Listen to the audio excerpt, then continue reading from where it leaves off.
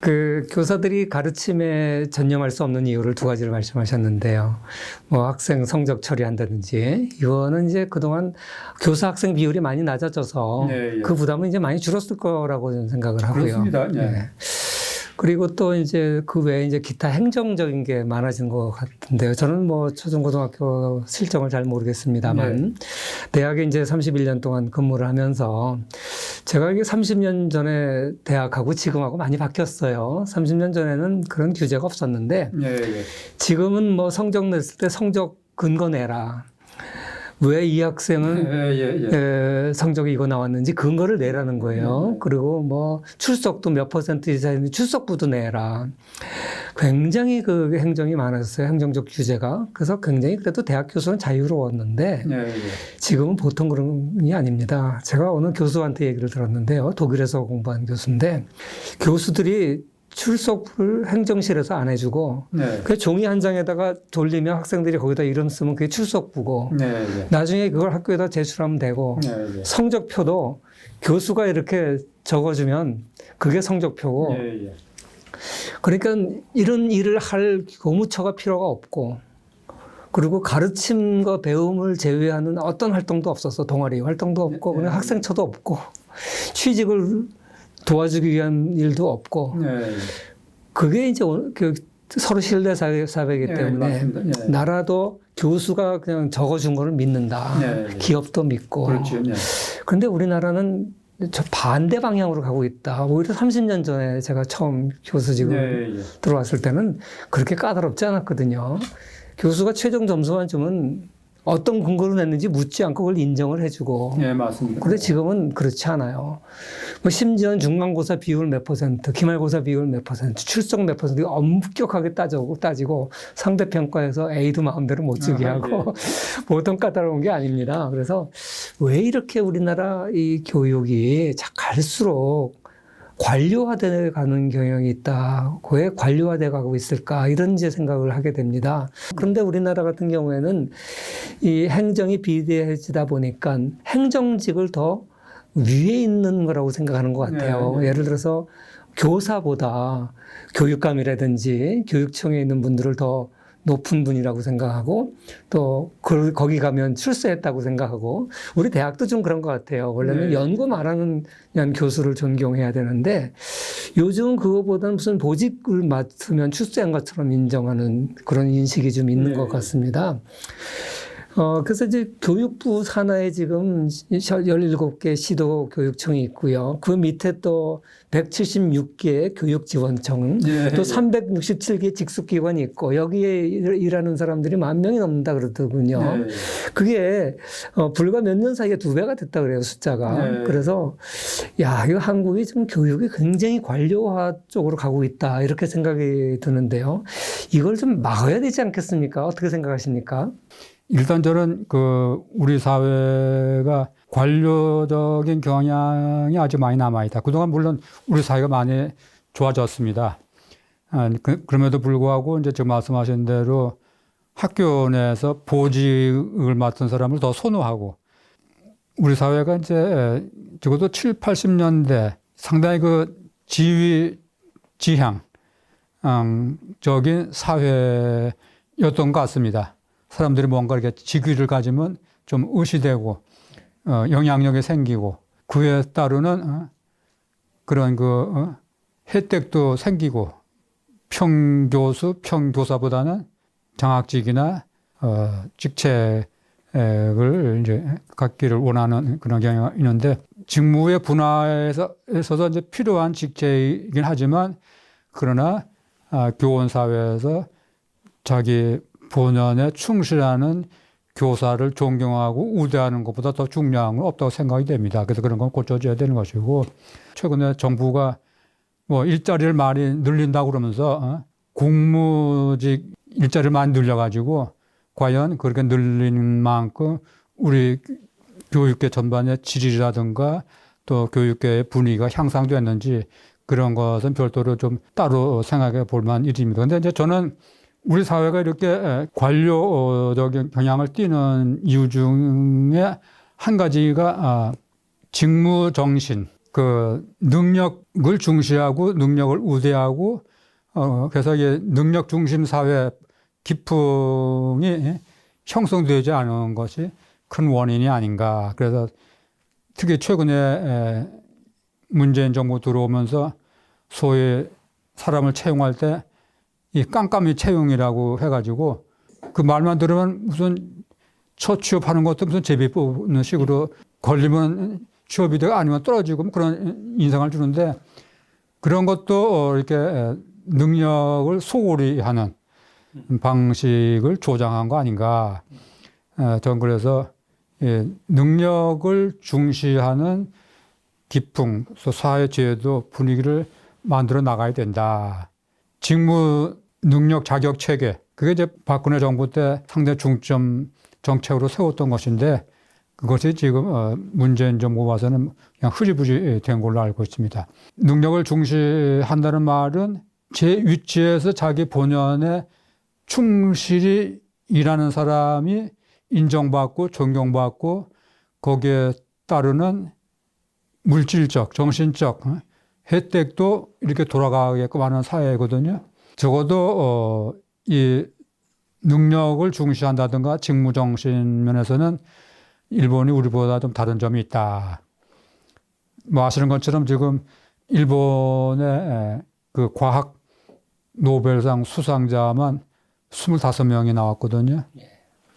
그냥 그것만으로도 우리 교육은 좀 생각하는 바가 있어야 된다고 생각됩니다.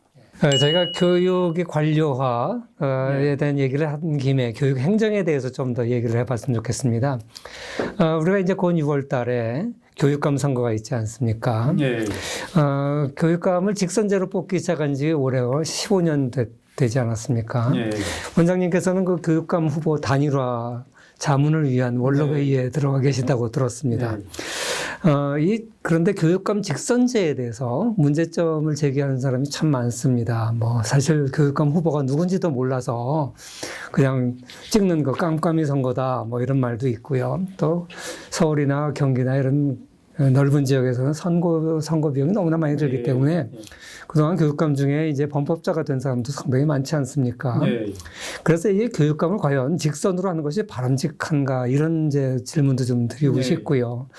그 다음에 우리는 이제 일반 행정하고 교육 행정을 좀 이원화가 돼 있지 않습니까? 그런데 세계적으로 이렇게 이원화가 된 나라는 우리나라밖에 없고 미국의 몇몇 주가 한 14개 주 정도가 이제 그렇다 그러더군요. 일본도 과거에는 그랬다가 지금은 자치단체의 교육 행정이 이제 들어가 있다고 이렇게 얘기 들었습니다. 또 독일이나 북유럽 같은 경우에는 학교 바깥에 특별한 이 행정기구가 없다고 들었습니다. 일반적으로 보니까 행정학을 전공하는 행정학자들은 일반 행정과 교육 행정이 같이 가야 된다 이렇게 주장하는 것 같고요. 반면에 교육학자들은 이 교육의 특수성 때문에 일반 행정과 분리해야 된다는 견해를 가진 학자들이 많다 그러더군요. 그래서 이 교육감 직선제하고 또 이 교육 행정을 일반 행정하고 분리하는 문제 이것과 관련돼서 원장님 의견은 어떠신지 좀 듣고 싶습니다. 교육감 직선제는 지금 교수님이 그 문제점을 지적해 주신 거 뭐 그대로입니다. 특히 학교 교육 현장 학습 질을 올리고 이제 그런 그 본연에 충실해야 되는데 이제 정치화 교육을 넘어 정치화하고 있다. 정치화하다 보니까 교육 현장이 진영으로 나뉘다 보니까 갈등이 생기고 원래 교육이라고 하는 거는 그 사회 통합, 국민 화합, 또 서로 이해를 슬기롭게 조정하고 현명성과 책임을 기르는 정신력의 이제 온상인데 이게 완전히 사회 갈등의 주 무대가 되고 있습니다. 제가 보기엔 없애야 될 제도입니다. 하루빨리 없애야 될 제도입니다. 근데 이게 지금 정치권의 이해관계로다가 이렇게 만들어졌는데 어떻게 해서든지 없어져야 된다고 생각해보고 그 대신 헌법이 정한 대로 교육의 정치적인 중립성, 교육의 전민성을 살릴 수 있는 그런 취지에 충실한 모양으로 자치 지역 권역별로 지방 교육을 살릴 수 있는 유수한 교육 행정 인재들을 공모 방식으로 이렇게 선임할 수 있는 제도로 나갔으면 좋겠다 하는 것이 제 드릴 말씀이고, 그 다음에 이제 그 일반 행정과 교육 행정의 분리 또는 통합의 문제에 대해서는 사실은 이제 뭐 전 개인적으로 그 문제에 그렇게 깊은 전문가는 아닙니다만은, 우리나라가 그동안 이제 이 교육 행정을 따로 꾸려왔던 그런 이제 전통과 또 그에 대한 국민적인 정서, 교육의 정서도 이제 있기도 하고, 또 다른 한편으로는 이걸 이제 일반 행정으로 넘어가게 되면은 지방자치단체장이 자기의 실적으로 학교를 얼마나 더 잘 짓고 많이 지어주고 학부모들한테 인기를 얻느냐 때문에 지역 교육 발전이 더 잘 될 수 있다. 그런 긍정적으로 이제 나오는 이야기도 있습니다. 전 그 둘 다를 좀 수용을 해서 이렇게 절충적으로 했으면 좋겠다. 절충적이란 말은 이제 큰 틀에서 그 지역의 교육 발전에 필요한 예산 계획은 일반 행정에서 좀 담당하고, 일반 행정이 아무래도 그 정부의 기획재정부나 뭐 그 행정력 동원에 있어서 교육계 행정력하고는 좀 다르지 않겠나. 다만 이제 그 예산 집행이나 또는 그 교육 학교 행정의 중요한 그 인사권 또 교무 행정권 이런 거는 교육감에게 이렇게 주도록 해서 좀 이렇게 절충하는 방안은 어떨까 저는 이렇게 생각을 해봅니다. 예, 예. 예, 그러시군요. 저희가 이제 교육의 관료화를 좀 걱정하는 이유는 아무래도 관주도적으로 교육이 이루어지다 보면 오늘날같이 4차 산업혁명이라든지 AI 혁명이라든지 이런 급속한 사회 변화에 대해서 적용한 유연성이 좀 떨어지지 않겠는가 그런 생각 때문에 그렇습니다. 사실 박근혜 정부 때 개인의 행복을 위한 교육으로 패러다임을 바꾸겠다 이런 얘기도 있었고, 그래서 자유학기제도 도입하고 또 핵심 역량을 중심으로 교육 과정을 이제 바꾸겠다 이런 이야기도 하지 않았습니까? 원장님께서도 행복교육 추진단장을 맡아셔서 선행학습 금지라든지 뭐 자유학기제 제한 이런 걸 하신 것으로 제가 잘 알고 있습니다. 그래서 이 교육을 어떻게 공교육을 정상화할 것이냐, 지금 뭐 학교에서 수업 시간에 수업을 듣는 애들이 별로 없다 그러지 않습니까? 사실 우리 그 한국의 공교육이 정말 그 많이 병들어 있다는 것을 저도 많이 느낍니다. 저희 아이가 그래요. 학교에서 수업 듣는 게 자기밖에 없대요. 왜 그러냐면 아이들이 다 선행학습을 해가지고 공부 잘하는 애는 들을 필요가 없고 공부 못하는 애는 못 따라가서 안 듣고 수업 시간은 자기만 수업 듣는데요. 그러니까 그걸 보면서 저는 뭐 언론에도 이런 얘기 참 많이 들었는데 저도 이제 아주 실감을 했습니다. 이 사회 변화에 맞춰서 이 교육 개혁을 어떻게 해야 될지 거기에 대해서 원장님이 지금까지 노력하셨던 것도 상당히 있으신 것 같고요. 거기에 대해서 어떤 게 성과가 있었다, 또 한계는 이렇다 이런 얘기 좀 해주시면 감사하겠습니다. 우리 교육의 고질병이면서 제일 어려운 문제고 시간이 걸리더라도 언젠가는 반드시 극복해야 될 그 과제입니다. 아까 말씀하신 대로 그 자유학기제란 말은 제가 붙인 말입니다. 학생 개개인이 자기가 하고 싶은 공부를 스스로 하도록 계획을 짜고 그 자기 주도로 생각하고 자기 주도로 수업을 듣고 그런 경험을 적어도 중학교 3년 동안에 한 학기라도 좀 완전히 이렇게 활용해보자. 이제 그런 취지였습니다. 근데 다행히 문재인 정부가 그 박 정부의 정책은 거의 대부분 이렇게 부정적으로 봤습니다만은 그거는 이렇게 받아가지고 확대를 했는데 상당히 다행으로 여기고 있습니다. 교육의 중요한 가치라고 하는 거는 사실 암기력이라고 하는 건 교육이 길러야 할 여러 중요한 요소 중에 극히 일부입니다. 예를 들면 자긍심, 애국심, 예절, 그리고 인성 문제, 또 탐구 능력, 새로운 문제 해결 능력, 미래 사회에서 높이 우리가 인정받는 창의력, 이런 것은 사실 지금 수능 시험 제도 가지고서는 제대로 평가할 수 없습니다. 그 학생을 직접 지도해 본 선생님만큼 그 학생 개개인의 인성이나 또는 이 정신력이나 또는 사고력이나 하는 걸 아는 사람 없을 거거든요. 그래서 난 그 독일의 아비토라고 하는 게 그래서 그 선생님의 기록을 믿어주는 건데 우리 사회에서는 선생님 기록을 안 믿거든요. 그 의심을 어떻게 거치게 해주느냐.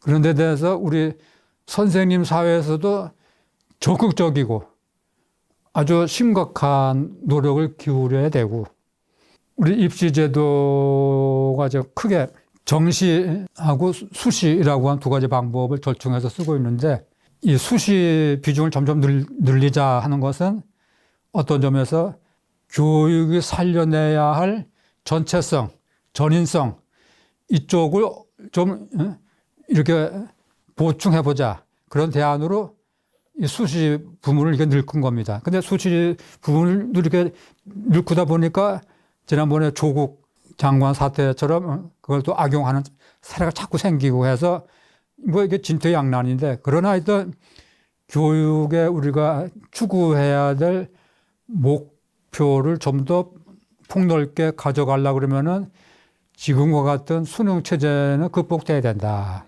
이게 전 국민을 전국에 그 같은 나이 학년을 이렇게 학력 고사를 봐서 배치하는 나라가 우리나라밖에 없죠. 예, 예. 그것도 하루 만에. 하루 만에요. 이게 참 그게 문제인 것 같습니다. 아까 그 공정성을 담보하다 보니까 객관식으로 할 수밖에 없다. 네, 그런 얘기를 하셨는데, 저게 참 재밌는 경험을 했어요. 저희 아이가 이제 중학교 1학년 때 제가 안식년 미국에 가서 미국에서 중학교 1학년을 마치고 왔습니다. 중학교 1학년을 미국에서 마치고 오니까 영어를 쉽게 하게 됐는데, 한국에 와서 시험을 보려고 그러니까 교과서를 달달달달 외워가지고 답을 쓰도록 돼 있다 그래요. 예, 예. 그것도 처음엔 이해를 못했습니다. 그래서 이제 우리 아이가 이렇게도 답이 되고 저렇게도 답이 되는데 왜 꼭 교과서 문장 그대로 써야지만 답이 되는지 이해를 못하겠다. 그래서 이제 제가 가만히 가르치는 사람으로서 생각해 보니까 영어 선생님들의 고충이 이해가요. 요새는 아이들이 외국에 경험 있는 애들이 하도 많아서 네, 예. 어떻게 보면 교사보다 영어 발음도 더 좋고 영어 더 잘하는 애들도 많아요. 네. 그러다 보니까 영어에서 문제를 선생님이 교과서 바깥에서 냈는데 아이들 중에서 이것도 답이 됩니다라고 항의를 했을 때 이거를 아니라고 대답하기가 참 어려울 것 같아요. 제가 교사라도. 네. 그러다 보니까 그냥 공정성을 담보하기 위해서 그냥 문장, 교과서 문장 그대로 내고 거기 맞으면 맞고 틀리면 틀리다 이렇게 되는 것이 아닌가라는 생각을 했어요. 그렇습니다. 그러다 보니까 아이들이 수능 공부하고 그러니까 학생부를 위한 내신하고 완전히 별개로 공부를 하더라고요. 네, 그래서 이거 정말 획일적 교육이 가져오는 가장 큰 병폐가 여기서 나타나구나 그렇습니다. 이런 생각을 제가 했습니다. 그래서 자유학기제가 저는 구체적으로 잘 모르겠습니다만 아마 이제 학생들한테 좀 자유롭게 자기 취미에 따라서 적성에 따라서 교육을 받자고 하는 것 같습니다. 그런데 수능이라는 장벽 앞에 정말 힘들 것 같습니다. 근데 학점제가 요새 또 있던데요. 자유학기제하고 학점제하고는 어떤 관계가 있습니까? 크게 봐서는 이제 그 맥이 통하는 거라고 볼 수 있습니다. 그 학생들이 자기 취향에 맞는 과목을 선택적으로 대학 학점 같이 그렇죠. 이수 단위가 아니라 학점처럼 하는 거군요. 근데 제가 학점제에 대해서는 보니까 현장 교사들의 반발이 참 많더군요. 아직 그 현장에서는 준비가 안 됐는데 대학 같은 그 학점제를 너무 성급하게 도입한다 이런 비판이 참 많더군요. 혹시 거기에 대해서도 또 하실 말씀이 있으시면 좀 말씀해 주시죠.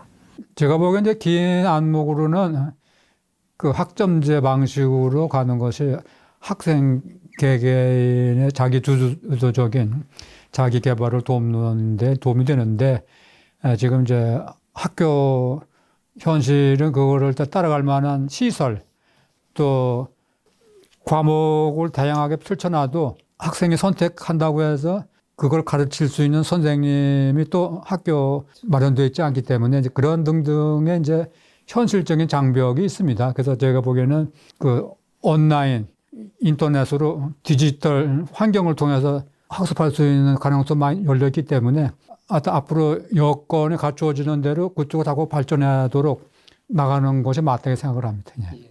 우리 교육에 나갈 길에 대해서 이제 말씀을 주셨는데, 지난 문재인 정부 시절에는 이 교육 정책다운 게 별로 없었던 것 같습니다. 아이 키우기 좋은 대한민국 이런 구호는 있었지만 그 문재인 정부의 10대 공약 가운데 교육은 빠져 있었어요. 그래서 교육개혁이 주변으로 밀려났다 이런 비판들이 있었습니다. 그래서 이제 일부에서는 친전교조적인 교육감들한테 교육을 다 맡기려고 하는 거 아니냐 이런 의심을 하는 사람들도 있었어요. 예를 들면 뭐 자유민주주의에서 자유를 빼고 민주주의만 남겼다든지 국정 역사 교과서를 적폐로 규정했다든지 외고나 자사고를 일반고로 전환시키려고 했지요. 그러다가 사법부에 맡겼습니다만, 그리고 사립학교의 교원 임용권도 뺏으려고 했습니다. 이런 모든 것들이 교육이 사회주의식으로 변한다 이런 비판도 있었습니다. 여기에 대해서 어떻게 생각하시는지요? 예, 교수님 의견에 아주 전적으로 동의합니다. 문재인 정부 5년의 교육정책이라고 하는 것은 그동안 발전시켜온 우리 한국 교육을 크게 후퇴시킨 특정 정치 이념의 교육을 종속시킨, 그리고 교육의 질적인 향상은 찾아볼 수 없는, 어떤 점에서는 참담한 악몽의 시간이었다고 저는 혹평하고 싶습니다. 교육이 국민들의 통합, 나라에 대한 자긍심, 이런 데 대해서 완전히 국민을 갈라놓는 그런 역사 교육을 이제 펼쳤고, 또 특정 그 정치 노선, 다른 말로 평등만능주의를 교육에 전면적으로 도입한 그런 횡포를 저질렀는데, 교육이 잘 발전할 수 있으려면은 다양하고 또 경쟁적이고 또 자발적으로 참여할 수 있는 그런 그 기제를 만들어야 되는데 그 역행했지요. 특목고를 다 일반고로 일률적으로 만들려고 그랬고, 심지어는 사립학교 경영에 인사권까지 개입하려고 그랬고, 이런 것은 자유민주주의 사회에서는 도저히 용납할 수 없는 민주 질서에 역행하는 그런 건 반교육적 작태라고 저는 아주 혹평하고 싶습니다. 예.